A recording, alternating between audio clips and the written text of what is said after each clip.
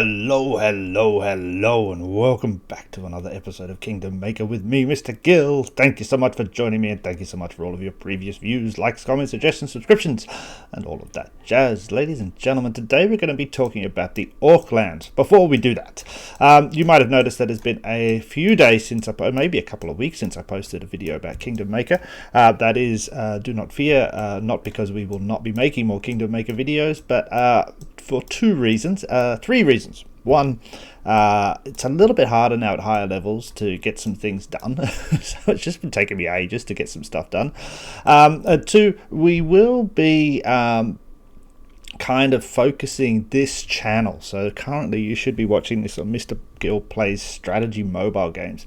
So I spent the last couple of weeks having a really good think about how I structured my channel and the games I play, and I think what we're going to do is split it out and have a few other channels for things like Minecraft, because I always like playing that, but obviously people who are watching this video don't necessarily want to watch my Minecraft, so we're going to try and separate things out a little bit, make the channels a little bit clearer. So just kind of been working on that. And then thirdly, just lots of work. I got a promotion and there were a lot of meetings and stuff like that, so I've just been under the pump. Anyway, back to the video. The Orclands. So in every map, the Orclands lie to the west of where most things are. They're made up of several provinces with the capital city. That capital city does not actually contain a capital, so nobody can own the Orclands, so to speak. The Orclands also hold the volcano. The volcano is obviously where you're going to sacrifice your nobles whenever they've become too useless, too old, or too stupid. We send them to the volcano. Now, as I said, it's made up of several provinces, probably a dozen or so, and they range in levels from 21 to 40. There are several types of camps in here, or NPC camps. The Nightbringer armies, as you can see here. Now these guys predominantly will give you stone, and all of the actual NPC camps within the Orclands are stone based, so they're always going to give you stone. They'll give you a few of the other normal things, nothing too special with the Nightbringer armies though. It's just kind of pretty standard stuff. You will find Ravager camps in here, and Ravager camps obviously are the camps that are available throughout the other parts of the map, and these guys always focus on stone. Nothing too crazy about these guys in here either. Nightbringer army, there will be also orc quarries. Now, as you can see, the orc quarries here, level 25, quite a jump up in the amount of silver we get as well as the amount of stone we get, but otherwise nothing too special is coming out of those. The ones we really, and you should really be focusing on, are the Nightbringer citadels. Now these are the babies that make the Orclands a very, very cool place, in that you get a bunch of stone for them, which is fantastic, but you also get here the gold noble tokens. So gold noble tokens, a token that can be exchanged for gold noble packs. So just to remind you where those are, if we pop into HAR and we scroll it down, Battalion Equipment, noble packs down here, gold noble tokens will enable you to open more of these gold noble packs.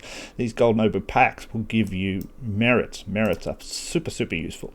Now we need 800, and roughly every time we saw there, what did we get? Was it, I can't remember now, 32. So it is quite of a grind to grind Nightbringer citadels in order to get a lot of these, but it is useful, especially as we are currently in an event which is they're calling the Black Knight event, basically where opening chests is going to get you things. So opening chests, and these chests could be any sort of chest, but obviously one of them is the gold noble, or using the gold noble tokens. Up here we can see that gives us 11 points.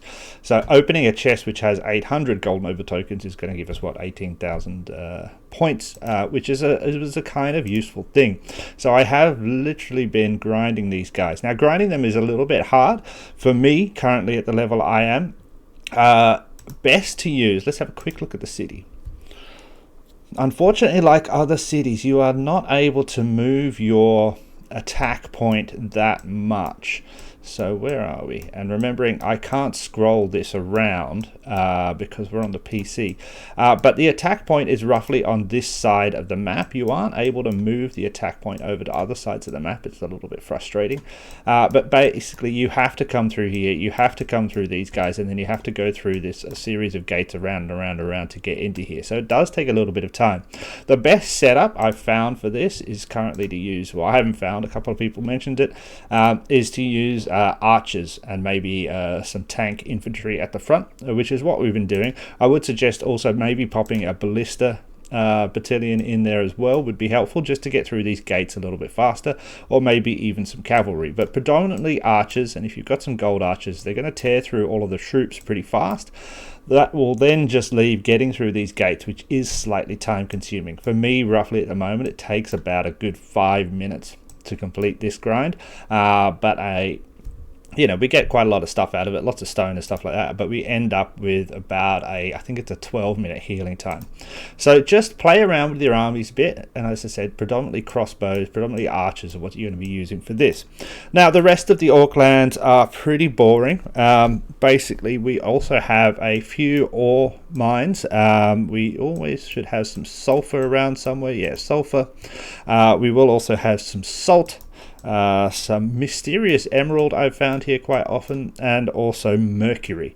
As far as I can tell, and I've searched this a bit, and I know sometimes these respawn and move a little bit, I think they do. It feels like they have. But I've never been able to find iron or ruby or bronze or anything like that in here.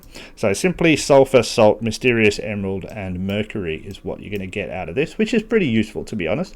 The ore mines themselves are always less, or a little bit less, than what you're going to find outside. As far as I can tell, they seem to generate or spawn or reset on a far less frequent timer.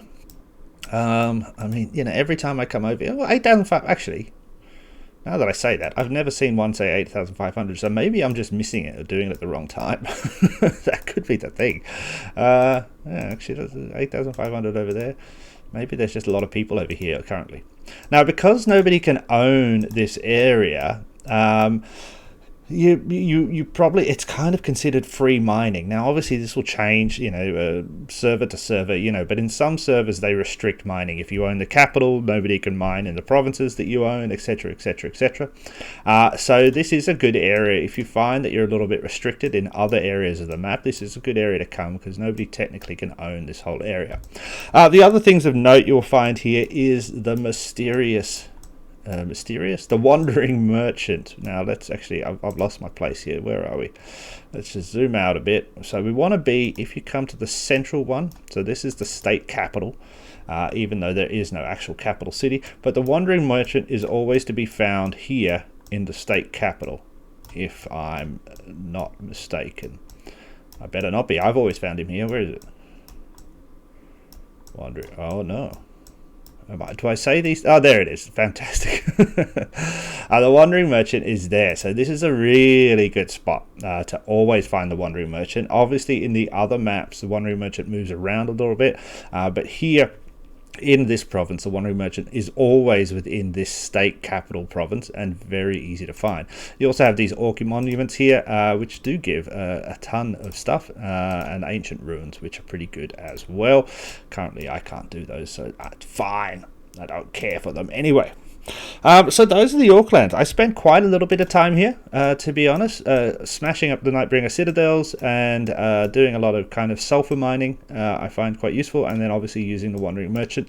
And I would suggest that you pay attention to these as much as you can, because they are, especially that Nightbringer citadel, a very good resource for stone. And a really super, this is one of the few places you can get things like this gold Nova token sitting around. So I hope that answered any questions you have about the Badlands or the Orclands. Let me know down below if you get any other tips or hints. I believe this is available after level 21, or keep level 21. But yeah, let me know down below if you've got any other questions, if you've got any other suggestions, or if you have some other info on this area which makes it a little bit cool and a little bit special. Thank you so much for watching. Make sure you click that like and subscribe. It helps me out immensely. And I'll see you in the next one. Bye.